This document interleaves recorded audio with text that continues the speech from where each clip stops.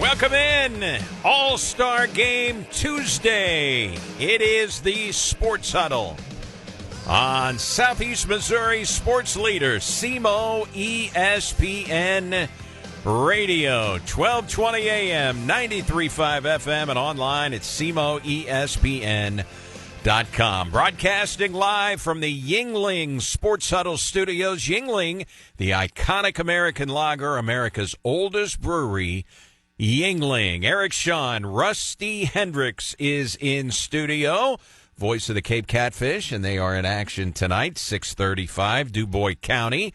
If you would like to join us here in the huddle, here's our EBOMD huddle hotline number, 573-334-1220. 573-334-1220, the huddle hotline powered by EBOMD. And if you do not have our free app yet, you can get it anytime, free of charge. Go to your app store, search for SEMO ESPN. It's got all kinds of goodies. Of course, it has the Listen Live link. It has links to all of our contests and promotions, the latest breaking news, the latest radar weather forecast, a link to our podcast page. It is free. It is the SEMO ESPN app. Let's welcome in Rusty Hendricks. Cape Catfish are in action tonight.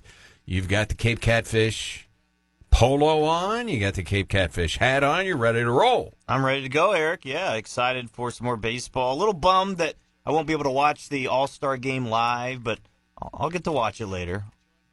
But I'm excited for both of those tonight. So, Home Run Derby last night. First of all, I've already said this, but I say it every year. These old curmudgeon-y media members, the Home Run Derby, come on, it's like the slam dunk contest. No, it's not like the slam dunk contest, but the Home Run Derby, it's boring, it's this, it's that. It's this negative spin from these media members. Guess what? It was a sellout.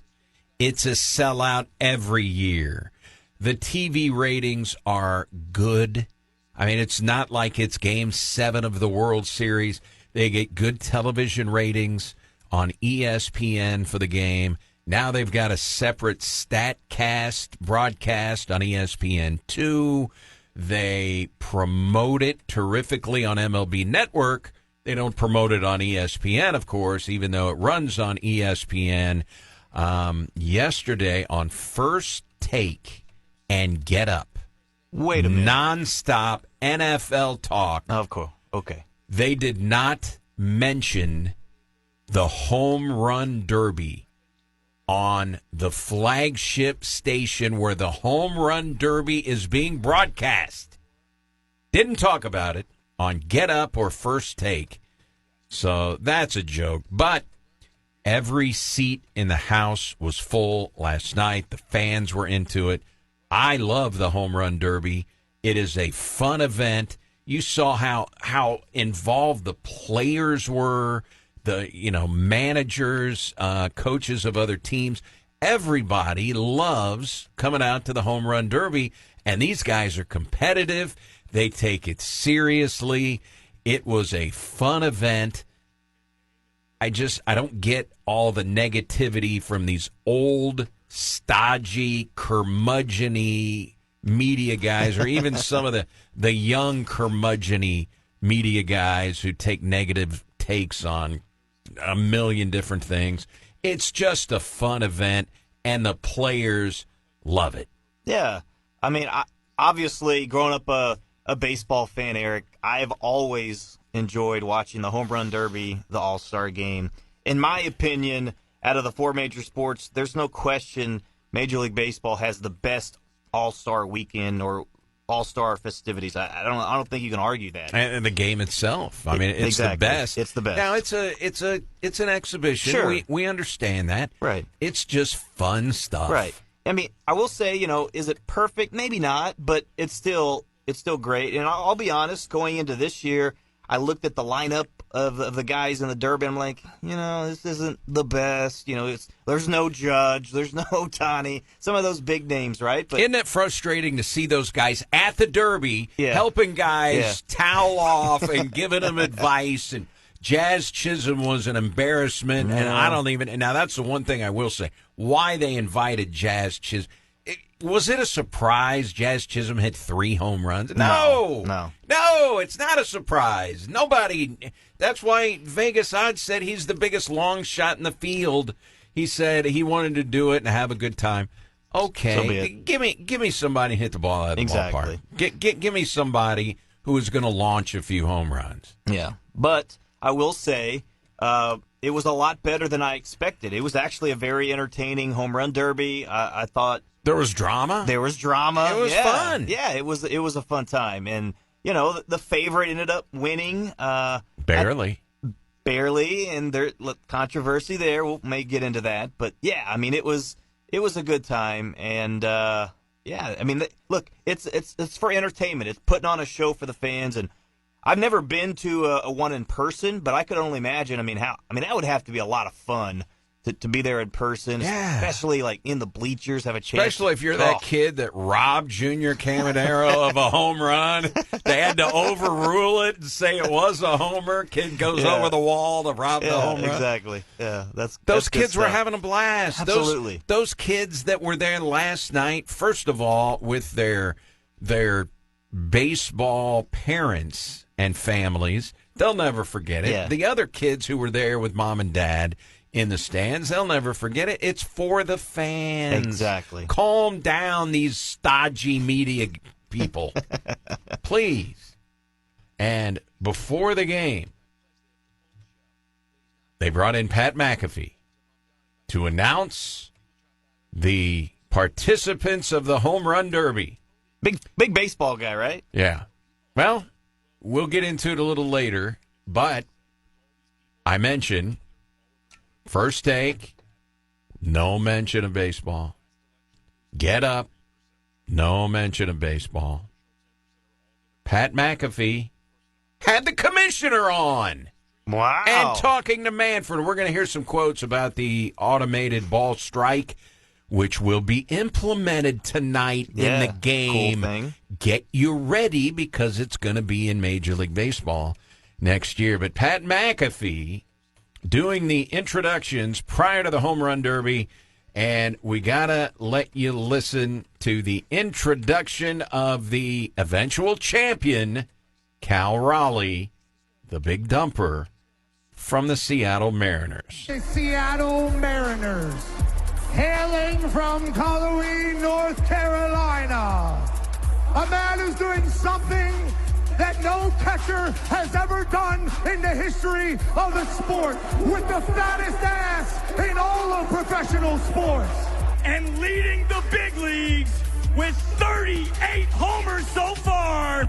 Ladies and gentlemen, Big Dumper Cal Raleigh. Good stuff. Fattest ass. There we go. I think it's good stuff. So, what do you think he thinks getting up on that little platform and hearing that? He's like, oh. I mean, I guess his dad was the one who kind of threw the nickname on him a long time ago. The bottom line is he's heard every joke of all time. He's used to. He's a big dumper, man. People love the nickname. And it's unique, that's for sure. So it was Daddy Dumper, who was his pitcher. It was Dumper Jr. behind the plate. That was his younger brother. It was a family affair. It was cool. And Cal Raleigh beats Junior Caminero in the finals. Tampa Bay infielder, if you're not familiar with him. He surprised me, by the way. The youngest participant in the field. But Big Dumper almost didn't make it out of the first round because he and Athletics outfielder Brent Rooker each hit 17 home runs. The tiebreaker is who hit the longest home run. And according to StatCast, Raleigh's home run went 470.61. 470.61. Rooker's went 470.53. And that is how. And, immediately social media goes crazy. They should have had a swing off. I know that's why they put that in there because, swing off sounds good. Okay? You're tied. Swing off sounds good. These guys only have so much energy. They only have so many swings. You see how exhausted those guys get? It would have been a disadvantage for those two guys to have to do a swing-off round and exert a little more energy. But Raleigh barely made it through. And then kind of like the NCAA tournament, like the team that usually, unless you're UConn a couple of years ago, the team that wins the national championship almost always has a game that goes down to the wire where they escape. And then they end up winning the national championship. So I thought it was kind of like that with Raleigh. And it was fun. It came down. You could tell he was nervous watching Caminero get his swings on. And, Caminero gets robbed by one of the kids out in the outfield going over the wall to grab the home run. I had a good time watching. Yeah, there was intrigue. Like, it was down to the wire there, right? There was some good competition. Look, your guys winning by, just a couple of home runs over another or whatever, and like you said, coming down to literally inches. It made it interesting. Yeah, there was a little controversy there, and I get it if you're an A's fan, a Rooker fan. that's kind of disappointing. But at the same time, look, the guy that was the favorite, that was the guy that's been having the season. Got, fans as a whole wanted to see him in the finals, and they got their guy there. Now, O'Neal Cruz kind of stole the show early. Oh, yeah. So he hit the longest home run on the night. It was 513 feet. Exit velo of 118. Which is the third highest exit velo ever, the only higher exit velos in a home run derby. And again, they've only been doing StatCast for this tracking since 2016. But it's Aaron Judge and Giancarlo Stanton, the only guys that had good company, bigger exit velo in a derby. Now, O'Neal Cruz has the highest exit velo ever for a home run he hit earlier this year that was almost 123 off the bat.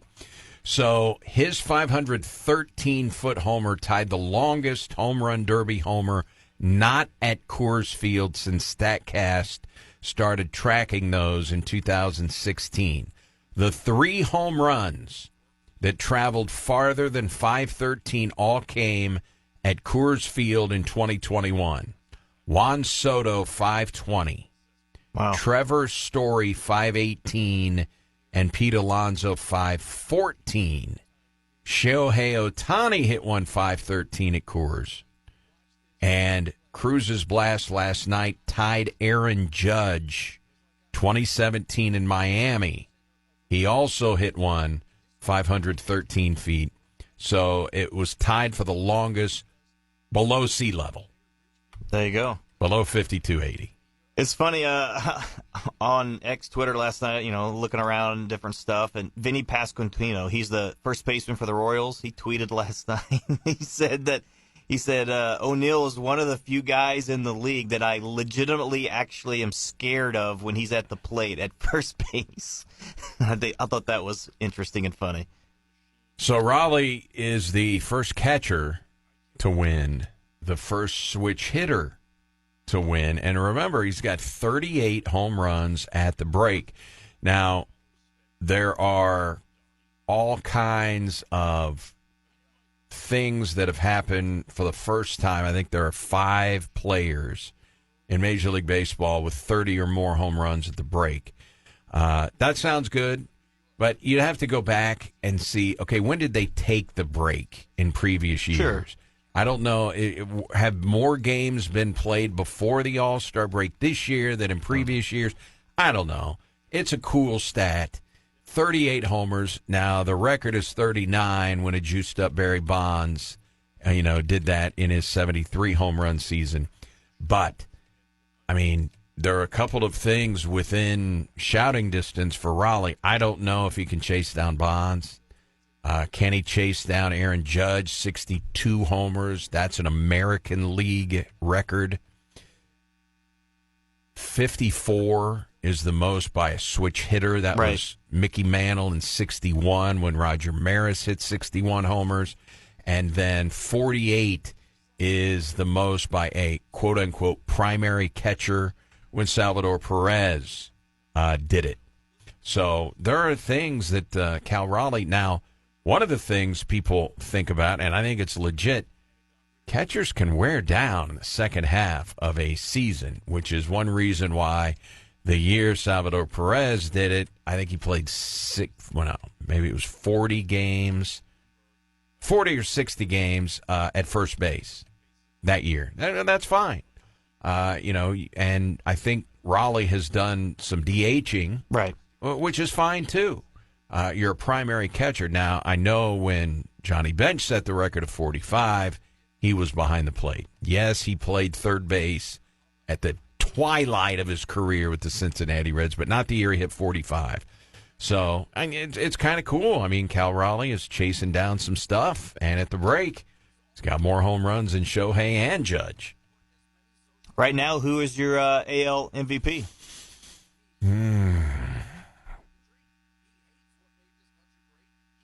Probably still have to go with Judge. I would still go with Judge as well. Yeah. Complete body of work. But boy, Raleigh has been so impressive. Now he's been awesome. Yeah. So tonight, we've got the game itself, 7 o'clock. One of the topics of conversation, of course, is Jacob Misiorowski. 5 major league starts and a selection, an injury select, or it wasn't an injury selection. Cubs had a pitcher that Matthew pitched, Boyd, yeah. that just pitched, and so he Unavailable. he was an all-star but unavailable, Yeah. right? Like Ranger Suarez. He pitched on Sunday. Not going to be able to pitch in the all-star game. You know, the Phillies were complaining. Jonathan Sanchez, by the way, pitched Friday. So might he been able to give you an inning? Yeah. I mean, is he on regular rest? Phillies don't want him to throw if he's not going to be on rest. So that was one of the topics. I saw him interviewed on MLB Network. You could tell he's just enjoying everything, man. So yesterday, Misiorowski said about the controversy, they're not upset with me adding that he is as surprised as anybody to find himself in Atlanta for the All-Star game. He said the last 5 weeks have been insane. I thought the All-Star break would be a chance to sit down and reflect, and now we're here. So, 6'7", 281 ERA, 4-1 record, 33 Ks in 25 innings. Only 12 hits allowed in those 25 innings. You've got people that are upset with it. Other people are like, it's a showcase. Fans want to see this kid. The All-Star manager, Dave Roberts, weighed in on Misiorowski, and he said, I think it's an easy answer. If it brings excitement and attention to our game, then I'm all about it. I think for me, kind of my North Star is the All-Star game should be the game's best players. It's about the fans and what the fans want to see. And he said it's going to be electric. So the fans, the media, you're going to love it. And he said he plans to bring Misiorowski into the game as early as the 5th inning. Interesting. So Okay. Judge will be gone. Yeah, you probably Judge would won't need be to, around in the 5th inning. Probably would need him in the 3rd or 4th inning, right? If Judge is going to be in there, but still, either way, if you're going to bring him on the roster, pitch him, right? I mean, that's the whole point. So I would agree with that. I don't want to. If you're going to allow him to be an all-star, I mean, let him play for sure. Let him pitch. But yeah. World Series champion manager Brian Snitker of the Atlanta Braves is on Roberts' coaching staff for the All-Star game. The quote from Snitker, you know what? It's an exhibition game. He's another great talent. There are some guys that are very deserving. It is what it is. Once again, it's an exhibition game. Pardon the interruption. Michael Wilbon, Tony Kornheiser weighed in yesterday on the inclusion of young Jacob Mizorowski on the All-Star team after 5 Major League starts. Wilbon, do you have a problem with the Miz being on the All-Star team? Yeah, a little one. And not even because he's a cheesehead. You know, I think he's great. I mean, I've watched every one of his starts. And, Tony, I just don't think 5 starts should merit you in the All-Star game. I just don't. I mean, it's like last year, and people said Caitlin Clark had to be on the Olympic. No, she didn't. She didn't deserve to be on the Olympic team. And The Miz doesn't really deserve it. I mean, and I'm not one person who thinks it's a television show. You want to have a television show, go watch reruns of Mr. Ed. These are athletic competitions in which people are out there devoting their lives to this stuff. And The Miz can be an all-star next year or the year after. He probably will be. Yeah. Even if he has Tommy John, he's going to be one. He's going to merit it. Now, maybe 5 starts, I have a little bit of a problem with it because there are more deserving people now, and the Phillies are right. Yeah, okay. I thought you were dead wrong about Caitlin Clark in the Olympics. I don't agree with this position that you take. I am, and my position has been clear, the Baseball All-Star Game is a television show. This kid throws at 103. People want to see that. Like last year with Paul Skeens. Paul Skeens threw at 101. People wanted to see that, and indeed he became a starter on the All-Star Game last year. Now, he had 66 innings going into that game. He had 11 starts going into that game. This kid has 25 and 5. You know, but this is not a hill that I choose to die on. I don't. I mean, I'm okay with him doing this. I understand the Phillies' position, but he's created more buzz than Phillies starters. And if the reporting is correct, one of the Phillies starters did not want to pitch in the All-Star game, and the other, Suarez, just pitched yesterday and wasn't going to be eligible to pitch in the All-Star game. Again, this kid is going to go out there. He's going to pitch in the All-Star game. He's going to throw 1 inning, and he's going to go over 100 throughout the inning. So I'm okay with it. Although I will give credit to Nick Castellanos of the Phillies. This is a direct quote. It's turning into the Savannah Bananas. I do like that quote, but I'm okay with this kid. All right. They took opposing viewpoints on it, and I can't wait for the kid to come in. I don't know. Everything is turned into predictions. I think he's going to be nervous. I think he's going to walk somebody, may give up a hit. I think he's going to get a couple of strikeouts. He's going to blow a couple of guys away or drop that nasty breaking ball, and he's developing a changeup too. Yeah. So I'm excited to see him come in and throw 103 miles an hour.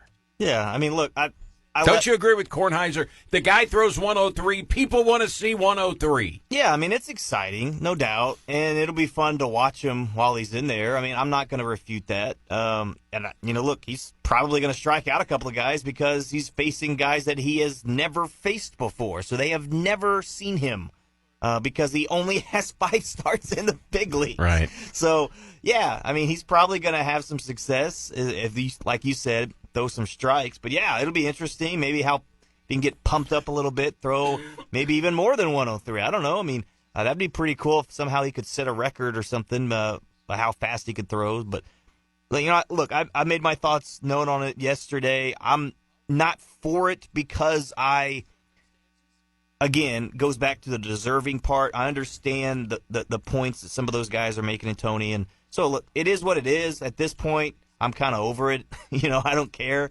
That surprised you that the old guy, Tony Kornheiser, was in the camp of kind of new school and not. Yeah, I don't know. Maybe a little. For Tony, yeah, maybe a little. But yeah. And Kornheiser was kind of like me, even though he's the old guy. He was fired up to watch the home run derby, and he's in Washington D.C. He's more of a There's baseball a Nationals player in there, James Wood, and he did okay. Yeah. So, well, we mentioned that ESPN, the home of the Home Run Derby. No mention on Get Up, their morning shows. Pat McAfee had the Major League Baseball commissioner, Rob Manfred, on the show. I got a couple of Manfred clips being on the show because the ABS, the automatic ball strike system, will be implemented tonight. It's the challenge system. Right. And I call in every pitch. The technology is there. Want to give you a couple of clips from the commissioner when asked about what we're going to see tonight with the ABS. You know, we put it out there in spring training. You know, obviously a lot of people go to spring training. Yeah. It's a really great time of the year for us. So this year, the emails about bad balls and strike calls have gone like this, up crazy, because they've now seen you can do it better. And the sort of theme of the emails is, what the hell are you waiting for? You got it. You know, you ought to go. And then there's this too, right? The reviews, challenges, which is not in regular season yet, right? No. Yeah, right. We're gonna use it tonight. It's been used in the minor leagues for several years, and we tested it with big league guys in spring training last year. We're in a process directed at bringing it to the big leagues next year. The great thing about it that we didn't fully understand, you know, the rendition on the board afterwards is like a fan-friendly. Yeah, like tennis. Yeah, the Hawkeye technology where it's coming in. Yeah, you know, I mean, it's weird. I was actually out at the U.S. Open, and, you know, I played a lot of competitive tennis up through college. And oh, really? You checked the watch? Yeah. I quit a long time ago, but I did play. Anyways, I'm out at the Open, and all of a sudden I realized there's no linesman. There's no linesman, but what had misled me is they're still showing the rendition up on the board, and, you know, it made me realize there is entertainment value in that rendition that we need to take advantage of. Well, there's also skepticism if you ask the tennis players. I mean, that was the first thing that we asked, because in our league, the NFL, we've had to go through a lot of technology. And I think what you're going to experience over the next couple of years is the same thing the NFL experienced at the beginning of it all. The umps are not just going to casually just disappear. Okay, the refs for the NFL had a lot of pride in the calls that they were making in the field, so the technology thing was almost a pushback from the refs until it was sold to them like, hey, they're here to help you. Because I think I saw a guy casually go like this, and the ump was like, get your ass the hell out of here. And that's because the ump is like, oh, you think you're going to show me up. Yeah. So we had that with the NFL refs for a bit until they got to the point of like just acknowledging it was going to happen and understanding that it's there to help them as opposed to hurt them. Good luck to you trying to sell all the umpires on that, especially because you guys got like umps that are like legendary. So that is one clip from Rob Manfred. And here's the second clip. This is before the other comment when they broached the subject of ABS. Yeah, you talked about forward thinking. The robot umpires, the auto strike zone, which is going to be used tomorrow night, I believe, is probably some of the most forward-thinking thing that's come across. Obviously, umpires in the strike zone changing every game. Like, it's something that's just been a part of baseball forever. Where are we at on that? And do you think that would be the most forward-thinking rule that you guys have done? Yeah, I'm going to object to one piece of your question. Sure. I never call the automated strike zone system robot umpires, because one of the things we really do want to preserve is the role of the umpire in the game. And, you know, the way the system is designed, he gets the call, he makes the call just like he does today. That's his role. You know, that's what he's doing out there. Number one. Number two, technology off the charts good. I mean, we started 10 years ago. You know, it was 2 inches that it was the margin of error. Now it's like 1/100 of an inch. I mean, it's unbelievably good. And so here's the funny thing. You know, I have we're not going to get into exactly what it is, but I do have a transparent email, and it's on purpose. I like to hear from people, figure it out, just regular fans. No. And I do. Now, there's filters for bad words.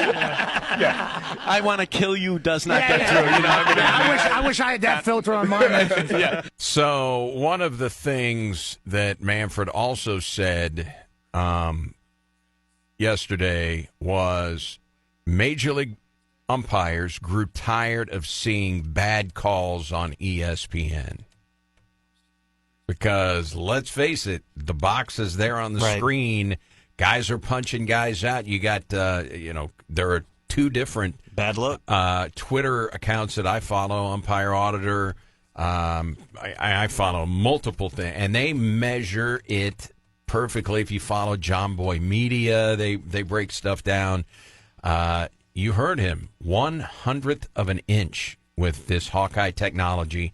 And if a player taps his helmet and they challenge a particular call, it is immediately put up on the big video board. You see the Hawkeye, and it's the animated baseball coming into the strike zone. It tells you whether it clipped the zone, whether it did not clip the zone, and then you move on. It is quick. It is painless. They've been using it for multiple seasons at the minor league level. We saw it in spring training, and if you did not get to watch any spring training baseball and you are watching the game tonight, you're going to see it. Yeah.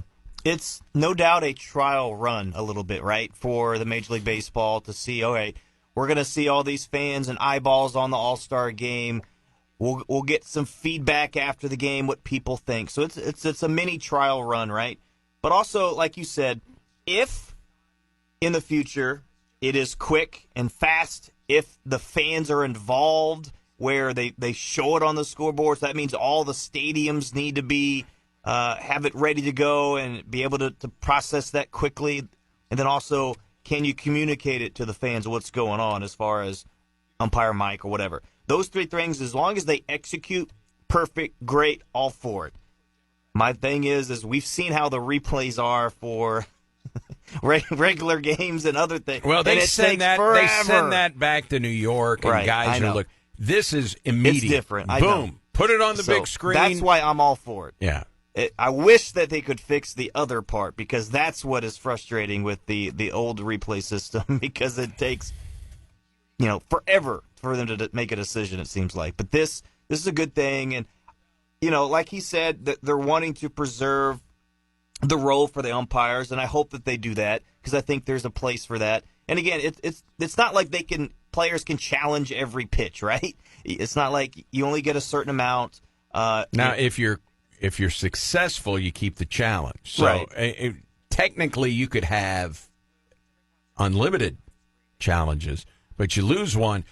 In the minor leagues, you get two. But there's risk by doing it. Right. And you better be right. Yeah, exactly. And the manager can't do it. Right. The way that it's set up now, the pitcher, the catcher, or the batter, right. Those are the only ones that can challenge. Now, I'm sure there will be communication with the manager and, all of those good things.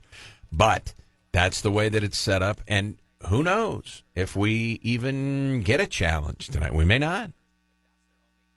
I think at some point it'll happen, just because, if nothing else, there'll be some Major League Baseball official and say, hey, so-and-so, why don't you challenge a pitch? If they're going to want to get it in. So MLB Network, just like you and I did, they gave their predictions for the home run derby. Let's remind everybody who you picked last night.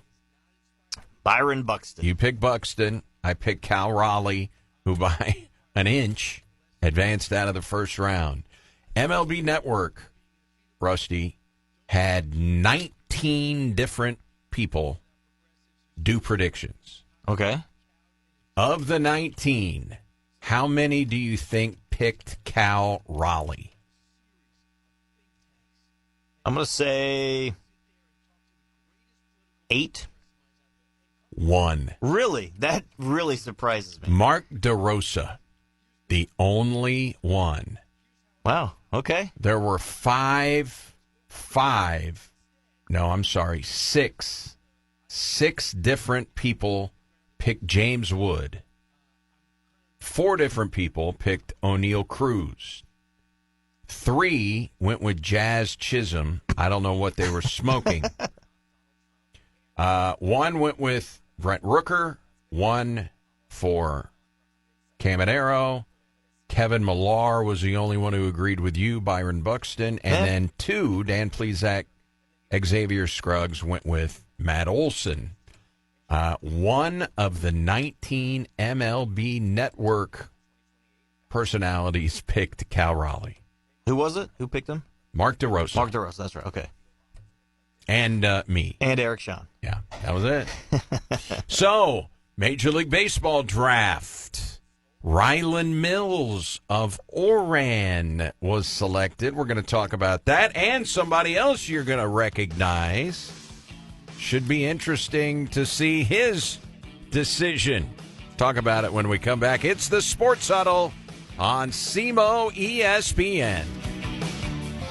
The Sports Huddle on SEMO ESPN Radio from the Yuengling Sports Huddle Studios. Yuengling, the iconic American lager, America's oldest brewery, Yuengling. Eric Shawn, Rusty Hendricks. Don't forget, Catfish Baseball tonight, 6:35. Rusty will have the call here on SEMO ESPN. It is Du Bois County. That's the way you pronounce it, right? It's not Du Bois, Du Bois. That's correct. Du Bois. Yep. No. Kind of like, Illinois, not Illinois. There you go. So are you Missouri? No. Or are you Missouri? Missouri. Misery, maybe. Drives me nuts. Who was it? We had a politician in here several years ago on our news talk station. I can't remember which politician it was, but longtime politician. Von Reagan had him on doing an interview, and he flat out told me that there are politicians who, in the more urban areas, will put their commercial together, and I'm not saying everyone, this is just what he told me, and make sure the politician pronounces it Missouri, but for the stuff that is going to run in the more rural areas, they will change the pronunciation and say Missouri. I'm like, really? Missouri? I understand the people that say Missouri. It doesn't make you a native if somebody says Louisville. Right. Okay, we understand it's Louisville. That's the way the locals do it. New Orleans. Okay. It's not Missouri. It's Missouri. There's an I on the end of the word. Anyway. Yeah, that's interesting that they actually changed that. Is that unbelievable? That's unbelievable. I mean, unless he was lying to me. No, why would you? I mean, why would you come up with that? It's what he told me. Yeah. All right. Pretty cool moment for Rylan Mills, the catcher for Oran High School. He became the first ever draft pick from Oran High School. Now, I ran that down last night. Who better to ask than former longtime Oran baseball coach Mitch Wood? So I was texting with Coach Wood, retired now, because he was there forever. And when I first got here in 97, and I was doing Notre Dame baseball. I was doing Notre Dame baseball when Jeff Gravitt was in his first season as the coach. And, they go up to Columbia, play in the Final Four, and Oran was always at the Final Four. That's how I got to know Coach Wood. Anyway, he was also the basketball coach for a while at Oran High School. I don't know if you remember that. Remember him stomping around the sidelines during the Christmas tournament, because we've been doing every game of the Christmas tournament since I got here in 97, and they were doing it before I got here. So we've been doing it a long time, every game. And so I'm texting with Coach Wood last night, like, can you verify, has there ever been an Oran High School baseball player drafted? And he said, no, there has not. I'm taking that as gospel. Yeah. If Mitch Wood says it, who knows Oran baseball better than Mitch Wood? I mean, no disrespect to Joe Bickings, who is the coach and has done a marvelous job, and is Rylan Mills' coach. But who knows Oran baseball and the history better than Mitch Wood? Anyone? No. Yeah. No. Maybe somebody. I don't think so. And he told me, no, that's it. I mean, this is the first guy. And so, 18th round, the Brewers. Now, Rylan Mills has already agreed to play baseball at SEMO. Okay? So now he's got a decision to make. And so we did tried to do some research. AI now is pretty good when you throw something into Google or you just asked, Chat GPT, whatever. You can usually find out certain things. So I Googled what is the average money for an 18th rounder in the MLB draft. This is what I got. In the MLB draft, picks in rounds 11 through 20, and several years ago it was shortened to 20 rounds. Right. Okay, it used to go very deep. I forget where Mike Piazza, but it was like the 68th round, something like that for Piazza, right? Wow. I mean, they shortened it considerably. I know it used to be 40 rounds. Pretty sure it was 40 rounds when SEMO had a player, their all-time RBI leader, Jim Clockey, got drafted by the Cardinals. It was either 30 or 40 rounds back then, but it's 20 rounds now.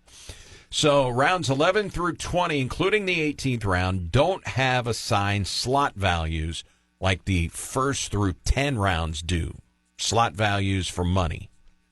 However, this is interesting. Any signing bonus exceeding $150,000 for these picks, 11 through 20, will count against the team's overall bonus pool, and teams don't want that. Therefore, the average signing bonus for an 18th round pick can vary significantly, but anything over $150,000 impacts the team's spending limit. So I don't know what all that means, but it does affect their overall bonus pool. So I don't know what kind of an offer the Brewers are going to make Rylan Mills, and it will depend on how legitimate of a prospect they believe that he is. But he does have a scholarship offer from SEMO, and you've got to make it to your junior season before you're, again, draft eligible. Now, if JUCO's different, you can, after JUCO's over. But if you go Division I, you got to stay through your junior year. So congratulations, first of all, to Rylan 100%. Mills. And we were this close to having him on the show today. Yeah. But he's kind of a busy cat or a busy eagle right now. But Rylan Mills, I don't know what kind of money he's going to get offered from the Brewers, and he's got a scholarship offer on the table to play D1 baseball from SEMO. So it's going to be his decision. Yeah, I mean, obviously it's going to be a tough decision because, look, that's something I'm sure that he has dreamed about as most kids do, right? At a young age, you get into baseball and you get to loving it and see that you have some success. And, okay, it's a dream, and so you see that there, and that's one of the first steps is being able to get drafted or getting the opportunity or a look at from a professional club. So just for the fact that he was drafted, absolutely, and being the first one in Oran history, congrats. That is an amazing accomplishment. You should be very proud. I know the family community is very proud of this. And so, look, that's great. But like you said, if he goes to SEMO, he'd have to wait 3 years. So then you have to weigh, okay, do I want to do that? Do I, want to risk getting injured or whatever? If he does a great job and his draft stock is going to rise. Go up, yeah, absolutely. Right? So, but that's the risk, right? So that's the risk that you take. And I understand, too, that, look, let's be honest. If, let's say, you're a guy, I'll just go back to one of my good buddies in Trent Moses, Eric. He got drafted and he left, but it was after his last year. He was a senior draft. He was a senior. Yes. Let's be honest. You get a guy in there into the minor league system, a guy that's 23, 24 years old or whatever. It's not the same as a guy that's 19, 20, because your window of you making it is a lot slimmer. And it changes. And you think, it's just 3 years. It does make a difference. Because, look, and a guy like him, yeah, he could increase his draft stock, but how much could it actually increase? Or how much more is that going to help him down the road? So all those questions he's going to have to figure out what's best for him and his family. How important is trying to get your college education, obviously. I mean, obviously that's important for most people as well. So do you want to make sure to get a head start on that now? I can always do it later, right? I mean, again, all those things you have to think about and worry about. But nonetheless, whatever decision he makes, I hope it's just going to be the best for him, and it turns out the best for him. But I just want to say congrats, and and happy that this opportunity has presented itself. And I would say making it to the big leagues or working your way up the minor league chain seems like it would probably go quicker for a college guy who has played college than a guy. It would be for any young player, first time away from home. I don't know where the Brewers would send him if he ends up signing. That's a big challenge. It's going to be a tough decision for him. For sure. I'm sure one of the reasons that he chose SEMO was because it's close and family and friends are going to be able to see him. That'll change if he goes pro. The Brewers did draft a catcher 4 rounds ahead of the 18th round. In fact, they took a kid from the St. Louis area who went to SWIC, Southwestern Illinois College, named Brendan Brock. And there's a story about him in the Post-Dispatch today. He was also selected. He played in the Prospect League, too. There you go. So he's a catcher, 6'3", 200 pounds. And so they took 2 catchers yesterday and a bunch of pitchers. And one other draft pick that I thought was notable, people would be interested in. The quarterback from the Mizzou football team, Sam Horn, got drafted in the 17th round by the Dodgers. Remember, he's a pitcher for Mizzou, had Tommy John, had arm issues. So he just got drafted by the Dodgers. Oh, by the way, he's also competing for the starting quarterback job at Mizzou and is a Mizzou baseball player. I thought that was an interesting note. Sam Horn, 17th round to the Dodgers. Yeah, that is very interesting because he also is in the same boat. He has a decision to make. What's my future? Is it in football? Is it in baseball? Do I try to fight with Bo Pabula for the starting nod for, Mizzou football? So, there's talk at it, previously that he has a very decent shot of potentially beating out Pabula and being the starting guy. There's a chance for that. So, yeah, we'll see what Sam Horn wants to do. But obviously he has potential there as a pitcher. There's 2 Missouri State guys drafted as well. But overall, look, I don't know. Was there any OVC guys? Did you see any? Not that I saw. Yeah, I don't remember seeing any OVC guys either. But still, nonetheless, which is pretty rare cool. because the OVC always has guys drafted. I didn't see any. The OVC usually puts out release about it or post. Yeah, and there's nothing on the website. And I didn't go pick by pick through. I have in the past followed it, pick by pick. I did not do that this year.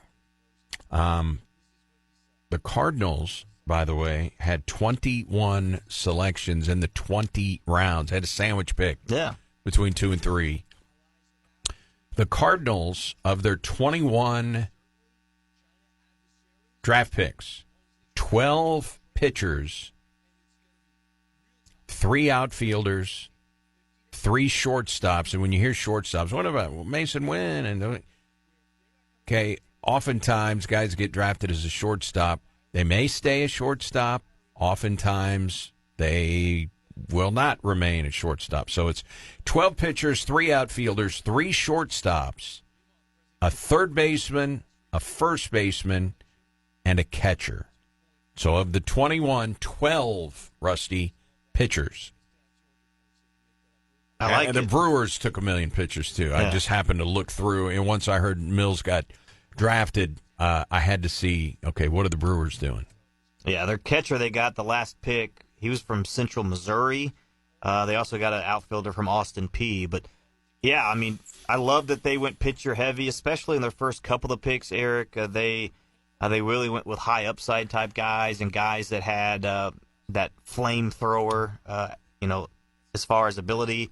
Cardinals always loved their lefties, so they got a decent amount of those in there as far as your 12 pitchers. So, but that's kind of the weakness right now in the system for the Cardinals is pitching. And so it's good to see them hopefully backfill that a little bit and getting some guys that we hope that in a few years that maybe some of those guys can contribute. Because, look, let's be honest, most of these guys, Eric, look, again, you said 21 picks. Probably 70-80% of those will never make the major leagues, right? I mean, a lot of these guys are never going to make it big. They're never going to get to the big leagues. But you hope that a few of those can break through, especially some of your top picks. So, men's basketball coach Brad Korn at SEMO had talked about the last couple of years, we've talked about it several times, about non-D1 transfers to Division I making an impact in the Ohio Valley Conference. Namely, Morehead State has had multiple guys. One of them was the OVC Player of the Year. He was an NAIA player named Riley Minix for Morehead State. Last night, Minix, who was on the San Antonio Spurs Summer League squad, they were playing Utah last night, and Riley Minix had himself a little highlight. The former Morehead State Eagle from the OVC. Down the ball. 1.9 left in overtime. Minix on the baseline to fade away. Oh, wow. For the win. Minix. The crowd goes wild. And I thought that was pretty cool. Riley Minix. And in the OVC, Morehead State. I don't know if he makes the Spurs roster. Maybe he does. And little teammate of Victor Wembanyama. Yeah, that would be cool if somehow he can make the roster, be a contributor. But just for the fact that he's, in the league and doing that for the Spurs in Vegas last night is pretty cool. So good moment for him. All right. So this house settlement for college athletics, and specifically for football at the FCS level. Okay, let me give you this little nugget of information. The house settlement and opting in have been buzzwords in the offseason. Opting in means the ability for schools to directly revenue share with players, no longer facing scholarship limits, but roster limits, with the ability to grandfather in roster spots this year, along with moving NIL deals to in-house. And then there are more things. Are you opting in or are you opting out? In the Ohio Valley Conference, and we're talking about the Big South OVC, this is football. The schools that have opted in include SEMO, Eastern Illinois, Lindenwood, Tennessee Tech, UT Martin, Western Illinois. Teams that are opting out: Big South OVC, Charleston Southern, Gardner-Webb, Tennessee State University. We'll just pass that along here before we head out. Interesting. You've got the All-Star game tonight, 7 o'clock. And Paul Skeens on the mound for the National League. Reigning Cy Young winner Tarek Skubal for the American League, who has won 10 of the last 11 All-Star games. The American League dominates. Been a while. National League had a 3-game winning streak, and now they've lost 10 of 11. So, being a National League guy, I'm rooting for the National League. So I'm hoping Skeens does well. I'm hoping The Miz comes in and has a dominant inning. And by the way, the ace for the Philadelphia Phillies, Wheeler, opted out of pitching in the All-Star game. Here are the starters for the NL and the batting order as well. Shohei Ohtani will lead off, DH. Ronald Acuna Number 2 in left, Ketel Marte, Diamondbacks. 3rd, Freddie Freeman hits cleanup. Manny Machado of the Padres 5th. Will Smith catching for the Dodgers in the 6th hole. Kyle Tucker batting 7th. I don't know what lineup Kyle Tucker bats 7th, but that's the way that it is in an All-Star game. Francisco Lindor hits 8th. Shortstop for the Mets, Pete Crow Armstrong, your starting center fielder for the National League. He will bat 9th. For the AL, Gleyber Torres of the Tigers at second base, followed by Riley Green of the Tigers in left field. Tigers have more selections than anybody. Aaron Judge, right field, hits 3rd. The Big Dumper, fresh off the Home Run Derby victory. Did you see the video of him when he was 11? I think he was 11 years old. Back in 2005. And he was, his mom and dad took the video, and he's saying, I'm going to win the Home Run Derby. Yeah. When he's a kid, I'm going to win the Home Run Derby. It was really cool. Yeah. And they broke out that video last night. But Cal Raleigh is the cleanup hitter. Vladimir Guerrero Jr. at first, followed by Ryan O'Hearn of the Orioles, the DH. Junior Caminero, runner-up in the Derby last night, starting third baseman from Tampa. Javier Baez is now a center fielder. He'll hit 8th for the Detroit Tigers, and Jacob Wilson for the Athletics will play shortstop and bat 9th. On paper, it's a better lineup in the National League. Right. So my thoughts are, for the National League to win, I think that which good luck against Skubal, but I think they need to get some runs early or a lead early, because Skubal's only going 1, though, right? Just like Skeens. You think he's going 2? Maybe. I don't know. I don't know, man. If I'm the Tigers, it's 1 inning. Yeah, probably just the 1. And Dave Roberts, Skeens is available for 1. Right. Okay.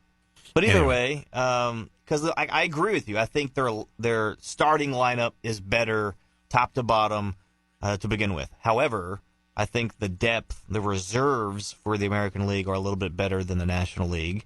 And potentially I like some of their bullpen arms too. So it may be tougher later in the game for the National League to get some of those runs in. Just my opinion. Hank Aaron is going to be celebrated tonight, obviously being in Atlanta. Remember, and not to get political here, Eric, but, the All-Star game was supposed to be in Atlanta before.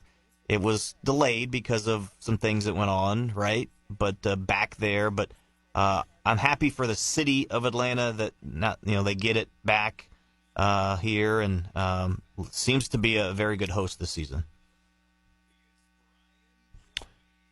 So back in 2021, the Braves won the World Series in the 44th week of the year. 44th. Number 44, of course, worn by the Hammer, Henry Aaron, who has passed away. And they are hosting the All-Star Game July 15th, 7:15. Well, that's the number that Hank Aaron reached when he broke Babe Ruth's record of 714 home runs, 715. So that was April 8th of 1974 at Atlanta's Fulton County Stadium. He passed Babe Ruth with number 715, and the game is on 7:15, which is tonight. So that is cool. They will be honoring the Hammer at the All-Star Game, which they should. All right. Did we cover everything? We still got a few things we didn't get to, but we will get to them tomorrow. And we get the uniforms back for each team in the All-Star Game tonight, right? Instead of the terrible-looking American League, National League uniforms. Oh, my God, last year was just an embarrassment. So I'm happy about that. There was so much backlash, right? Individual uniforms are back, baby. You don't hear as much about the torpedo bats even after the Derby last night, do you? No, not much. They talked about it a little bit, not much. Cal Raleigh. He used it. From the left side, he used the torpedo bat. I like that he shifted, went from back and forth. Good for him. All right. We are back tomorrow with a Wednesday edition. Your prediction tonight, will the American League dominance continue, or will the National League win a rare Midsummer Classic? I'm gonna say, unfortunately, the dominance will continue. I'm gonna go with the AL tonight. Going with the AL. I'm gonna pick the National League. I'm rooting for the National League. Hoping that the National League. And do we know who's pitching tonight for the Catfish? That's a good question. I believe Dylan Peck, but not 100% sure. Okay. All right. Over under 1 RBI for Hayden Nazarenas. Oh, I'm going over. Yeah. Gonna have to go over with you. All right. See you tomorrow. Thanks, Eric. See you. All right. Hello to the lovely and talented Don Sean. Stay tuned. Clinton and Friends from